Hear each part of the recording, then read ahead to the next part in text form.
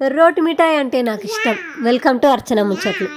నాకెందుకో పుల్ల పుల్లగా తినాలనిపిస్తుంది. అందుకే చింతపండు పచ్చడి చేసుకుందామని ఫిక్స్ అయిపోయినా.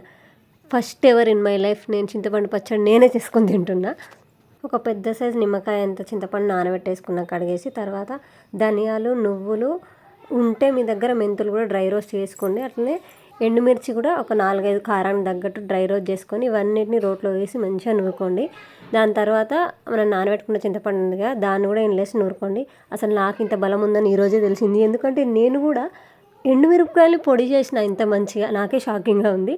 అదిటిని మంచిగా పేస్ట్లా చేసుకున్న తర్వాత ఇప్పుడు పోపు వేసుకోవాలి. పోపు దినుసులు, ఎల్లిపాయ ఉంటే కరివేపాకు కూడా వేసుకొని మంచిగా పోపు పెట్టేసుకోవాలి. ఎంత మంచి అరోమా వస్తుందంటే వావ్. ఈ రోట్లో అన్నం, వేడివేడి అన్నం వేసుకొని ఆ మిగిలిపోయిన పచ్చడంతా అన్నానికి అద్దుకొని తింటుంటే ఆహా ఉంటుంది.